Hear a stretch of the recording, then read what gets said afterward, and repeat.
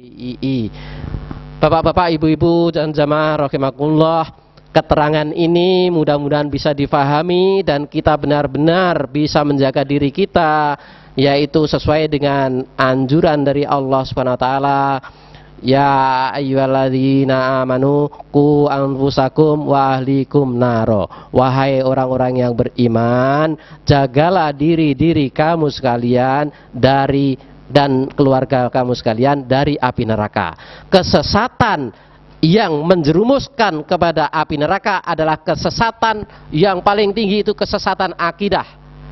LDII kesesatannya bukan sekedar kesesatan menikahi itu tadi, tetapi adalah kesesatan yang menganggap bahwa Islamnya yang sah hanya keislaman mereka.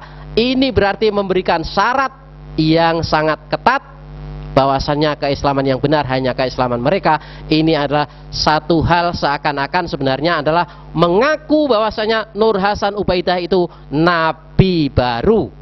Pada hakikatnya adalah seperti itu. Maka haruslah kita kembalikan. Jangan sampai pengikut-pengikut itu menjadi terjerumus hanya karena kemauan syahwat perut, yaitu untuk mendapatkan harta dengan memungut 10% tiap bulan dari penghasilan tiap jamaahnya oleh Amir, dan juga syahwat seks, yaitu dengan cara menikahi orang-orang yang mau dinikahi dengan cara berganti-ganti.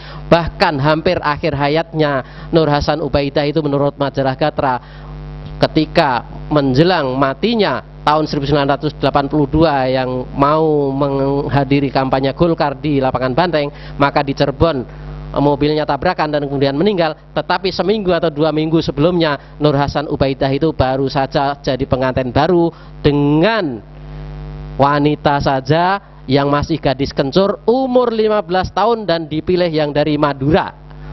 Nah, jadi di situ polnya untuk mengikuti syahwat seksnya telah dibuktikan dengan lakon yang seperti itu dan dengan memutarbalikkan ayat-ayat Al-Quran dan mengkafirkan orang muslim secara tanpa landasan. Dengan demikian, maka mudah-mudahan kita bisa membentengi diri kita dan keluarga kita dan umat Islam pada umumnya, serta para golongan yang mengikuti LDII ataupun aliran-aliran sesat yang modelnya mengatasnamakan Al-Quran dan As-Sunnah, tetapi sebenarnya penyelewengan yang sangat dahsyat itu. Mudah-mudahan mau kembali kepada Islam yang benar, sebagaimana Pak Bambang Irawan kembali kepada Islam yang benar. Amin. Cukup sekian. Apabila ada kesalahan, saya mohon maaf dan mudah-mudahan ini diridhoi oleh Allah Subhanahu wa taala. Wabillahi taufik wal hidayah.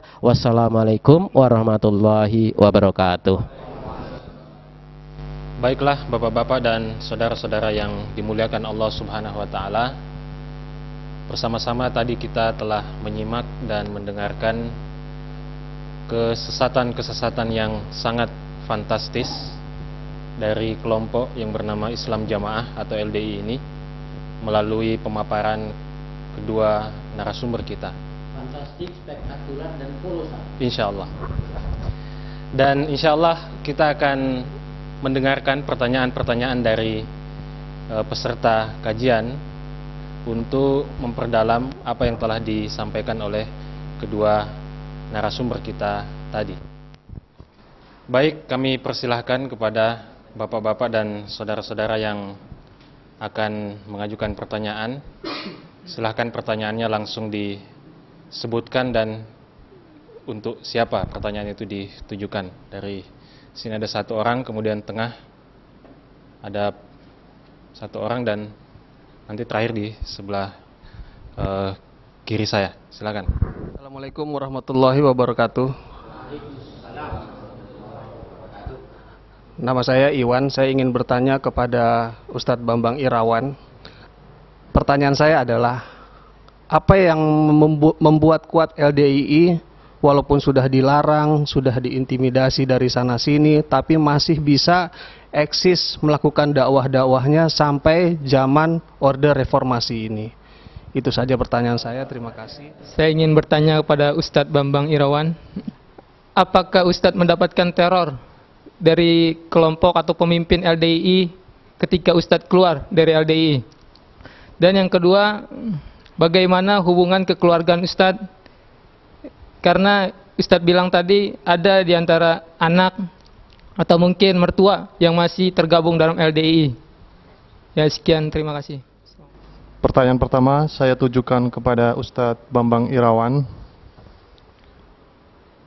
Saya ingin Ustadz tunjukkan data-data yang konkret, berapa jumlah kira-kira populasi jamaah LDII yang ada di, khususnya yang ada di Indonesia, terus sejauh mana dampak-dampak ataupun kerusakan yang telah ditimbulkan oleh gerakan ini.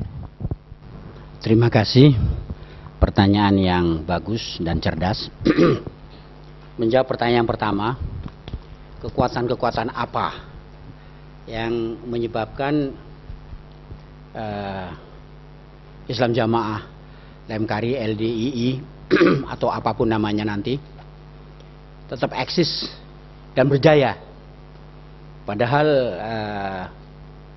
umat Islam sudah puluhan tahun resah banget, sangat amat merasa resah karena memang disakitin bukan hanya materi, tapi lebih-lebih di samping materi juga akidahnya, akidah umat, akhlak umat, dakwah umat, ukhuwah umat dicederai, diobok-obok. Kekuatan apa di balik semua itu? Jawaban saya menurut pengamatan saya sebagai saksi hidup ya, bahkan sebagai konseptor, salah seorang konseptor dan tukang manajer yang menggerakkan konsep itu. Menurut pengamatan saya, persaksian saya, dari kerja keras, mereka itu all out.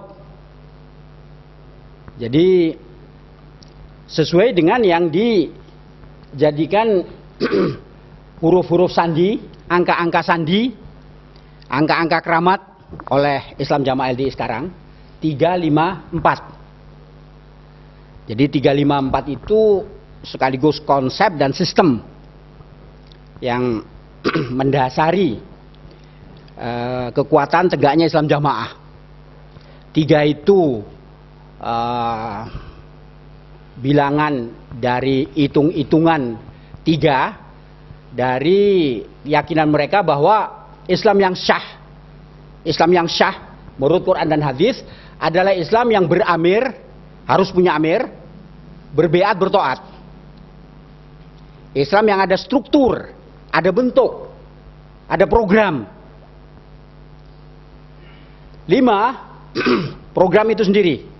Setiap masing-masing satu-satunya individu warga Islam Jamaah menyatakan masuk dalam Islam Jamaah yang dinyatakan dengan beat. Beat itu awal dari pernyataan resmi masuk ke dalam keanggotaan Islam Jamaah.